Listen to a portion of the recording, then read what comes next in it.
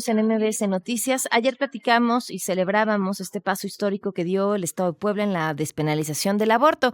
Pero, ¿qué significa y por qué, a pesar de esto, todavía falta muchísimo, muchísimo más para que sea una realidad para todas las mujeres del país? Melissa Ayala, abogada constitucionalista, está en la línea. ¿Cómo estás, Melissa?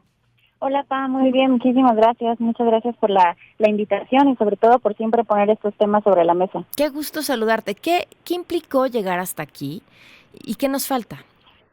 Pues mira, creo que este es fue un proceso que ha tomado pues muchos años. Como sabes, Puebla es un estado relativamente conservador y en este sentido han sido muchas las iniciativas que se habían presentado en el pasado para lograr lo que se vio el día de ayer, ¿no?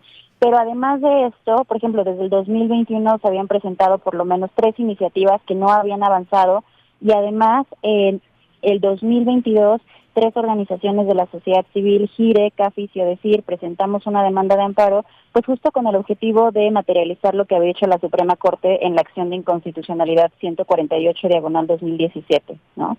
Sin embargo, pues sabíamos que iba a ser un camino pesado, iba a ser un camino que nos iba a tomar mucho tiempo, pero mira, la verdad es que 2 años después enos aquí. El día de ayer lo que se logra es la despenalización hasta la semana 12.6, pero a ver, creo que la despenalización es solamente el primer paso, ¿no? O sea, ahora lo que sigue es que se brinden los servicios de una manera adecuada y además, como ya lo ha dicho la propia Suprema Corte.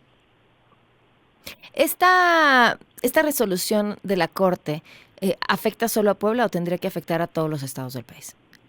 En la 148/2017 se hablaba de el estado de Coahuila de manera muy particular, pero ¿qué pasa? En ese caso, la Suprema Corte por unanimidad señaló que era inconstitucional la criminalización absoluta. Es decir, tenía que existir o tiene que existir un periodo de tiempo en donde no se le criminalice a las mujeres, a las personas gestantes, pero tampoco al personal de salud que ofrezca el servicio. Y en este sentido es por esto, esta resolución sale en septiembre del 2021 y es por esto que nosotras desde GIRE, en colaboración con distintas colectivas, presentamos demandas de amparo en todo el país usando los argumentos de la propia Corte, buscando que en aquellos estados donde aún no se despenalizaba, pues se despenalice, ¿no? ¿Por qué es importante despenalizarlo? Yo sé que la pregunta podría parecer muy obvia, pero además desde GIRE conocen casos muy particulares de por qué hablar de esta despenalización es cambiarle la vida a una mujer. Porque mira... ¿Te escuchó?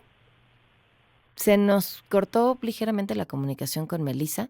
Vamos a ver si la retomamos, pero los datos, bueno, ahí está, ahora sí te escuchamos, Melissa.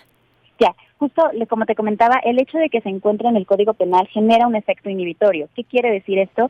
Que las personas lo dejan de realizar aun cuando saben que es su derecho. Y por supuesto también que los médicos, el personal de salud no lo realiza aun cuando la Suprema Corte ha señalado que es parte de el derecho a la salud de las mujeres y de las personas con capacidad de gestar, ¿no? Entonces, además hay que recordar que en muchas ocasiones los abortos espontáneos ocurren y a las mujeres aún así se les criminaliza. Uh-huh.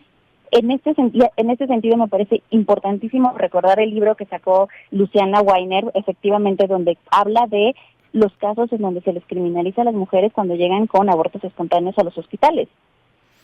Es cierto. Y además oímos de esas historias todo el tiempo. Hace poco, fue todavía este año que les comentamos la historia de una chiquita víctima de abuso sexual, Además, que el centro de salud estaba negándose absolutamente a practicarle un aborto. Y bueno, al final se medio lavaron las manos y se acabó practicando en la Ciudad de México, violando, ustedes imagínense, o sea, una niña embarazada, ¿no? Ya está. Víctima de abuso sexual, a quien los médicos van a visitar para preguntarle si quiere oír el corazoncito de su bebé, además de decirle que no pueden darle acceso, tomando en cuenta que incluso siendo una niña tan menor, el mismo proceso de parto es peligroso para su salud. O sea, ya exacto. olvidémonos más allá de todo lo demás, que también es muy relevante, pero incluso eso es ponerla en riesgo.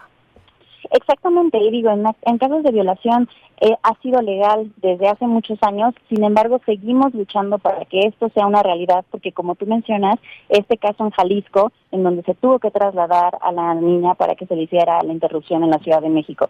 Entonces, la verdad es que esto apenas es el inicio de una batalla que va, pues la verdad, seguirá dándose desafortunadamente para obligar al Estado a que se preste el servicio de manera adecuada, que se den los insumos necesarios, el presupuesto necesario y sobre todo que todo hospital tenga personal no objetor de conciencia. Claro, pues Melissa, te agradezco como siempre la oportunidad de platicar y muchísimas gracias por poner en contexto todo esto.